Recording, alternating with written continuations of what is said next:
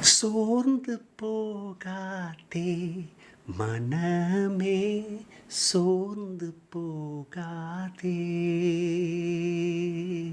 சோர்ந்து போகாதே மனமே, சோர்ந்து போகாதே.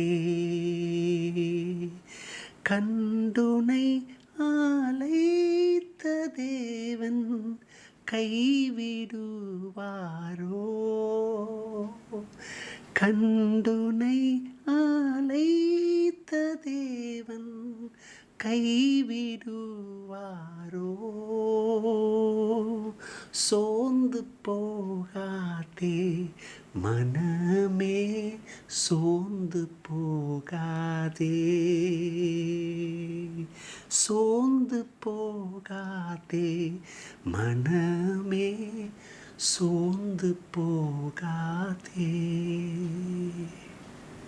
தேவஜனமே, உங்களெல்லாம் சோர்ந்து போய், தளர்ந்து போய், தடுமாறி, பயந்து கலங்கி நிற்கிறீர்களா? இந்த காலவெளியிலே கர்த்தர் சொல்கிறார், நான் உன் கூட இருக்கிறேன்னு.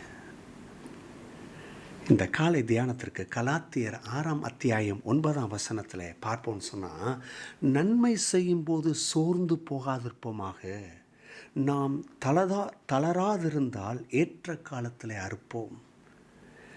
இன்றைக்கி ஒரு பெரிய விஷயம் என்னென்னா, நம்ம தொழிலில், நம்முடைய வேலை ஸ்தலத்தில், ஊழியத்தில், என் குடும்ப ஜீவியத்தில் நன்மை செய்கிறோம்.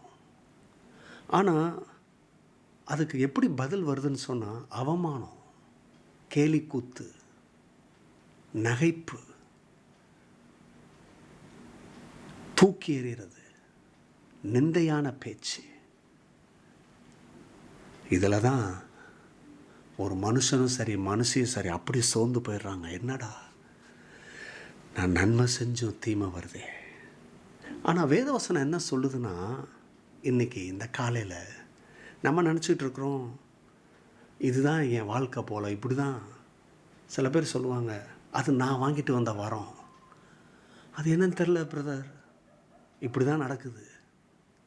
அது என் தலையெழுத்து போல். தலையெழுத்தும் இல்லை, அப்படிப்பட்ட வரம்னா ஒன்றும் கிடையாது. அப்படி நடக்குது. அப்படி நடக்குதுன்றதுக்காக அதுதான் உங்கள் தலையெழுத்து, அதுதான் உங்கள் வாழ்க்கையில் நடக்கணும்னு கர்த்தர் எழுதி வச்சிருக்காருன்ற அர்த்தம் இல்லை. அப்படி நடக்குதுன்னா கர்த்தர் உங்களை விசேஷ விதமாய் பயன்படுத்த போகிறார், விசேஷ விதமாய் உங்களுக்கு நன்மை வரப்போகுதுன்ற அர்த்தம்தான். அதுதான் பைபிள் சொல்லுது.